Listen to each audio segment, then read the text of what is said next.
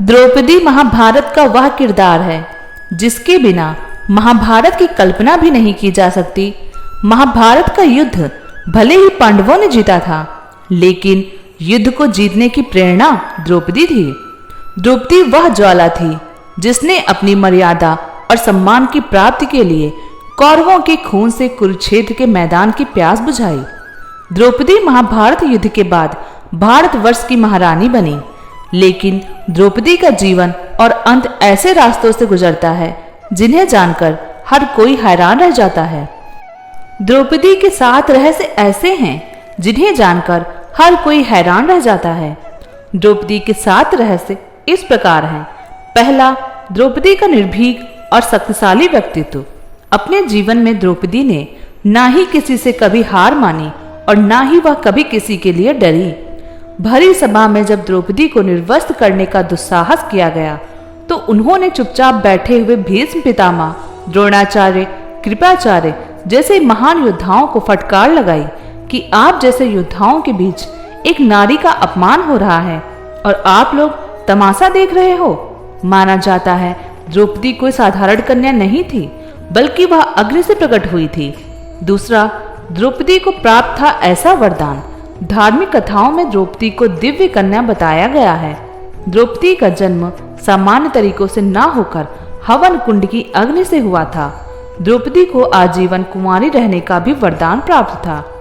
इस वरदान के कारण ही द्रौपदी अपने सभी पतियों के साथ समान व्यवहार कर पाती थी। सभी पतियों के साथ पत्नी धर्म को निभाते हुए भी द्रौपदी हमेशा कुंवारी रहती थी। तीसरा रहस्य, द्रौपदी ने रखी थी यह शर्त।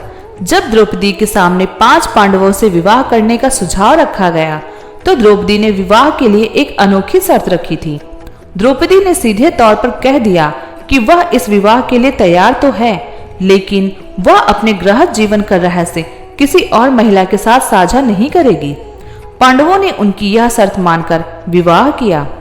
चौथा रहस्य, कुत्ते को दिया था यह श्राप। विवाह के बाद सभी पांडवों में यह आपसी सहमति बनी थी कि एक समय में द्रौपदी के साथ एक ही पांडव समय गुजार सकता है। जब कोई पांडव द्रौपदी के साथ होता तो संकेत के तौर पर कक्ष के बाहर अपनी चरण पादुका रख देता था। लेकिन एक दिन जब युधिष्ठिर द्रौपदी के साथ कक्ष में थे तब एक कुत्ता युधिष्ठिर का जूता उठाकर ले गया। इतने में अर्जुन किसी कारण उस कक्ष में आ गए। सजा के तौर पर अर्जुन को वन में जाना पड़ा। द्रौपदी ने कुत्तों को श्राप दिया। पांचवा रहस्य, भीम से था सबसे ज्यादा प्यार। द्रौपदी के 5 पति थे, लेकिन पांचों में से भीम से द्रौपदी का विशेष लगाव था। इसकी एक खास वजह भी थी। भीम ही एकमात्र ऐसे थे जो द्रौपदी के साथ होने वाले अन्याय के खिलाफ सबसे पहले आवाज उठाते थे। चीरहरण के समय भी सभी पांडव मौन सिर झुकाए रहे, लेकिन भीम ने विरोध किया। दुशासन वध के लिए प्रतिज्ञा भी भीम ने ली थी और द्रौपदी के प्रण को भी पूरा भीम ने ही किया था। छठा रहस्य, शरीर त्यागने से पहले द्रौपदी ने भीम से ऐसा कहा था। द्रौपदी के बारे में भविष्य पुराण में कहा गया है कि वह पूर्व जन्म में एक विधवा ब्राह्मणी थी, जबकि कुछ कथाओं में उन्हें इंद्राणी और लक्ष्मी स्वरूप भी बताया गया है।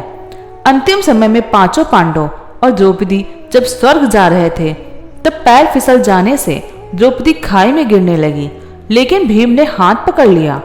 भीम द्रौपदी को बचा नहीं पाए, लेकिन शरीर त्यागते हुए द्रौपदी ने भीम से कहा कि अगर फिर जन्म मिले तो मैं फिर तुम्हारी पत्नी बनना चाहूंगी। 7वां रहस्य, भगवान श्री कृष्ण ही उनके सच्चे दोस्त थे। द्रौपदी भगवान श्री कृष्ण को ही अपना सच्चा सखा और साथी कहती थी। वह एक ही थे और संकट के वक्त द्रौपदी के साथ खड़े थे। उस भरी सभा में अनहोनी होने से भगवान कृष्ण ने ही बचाया था।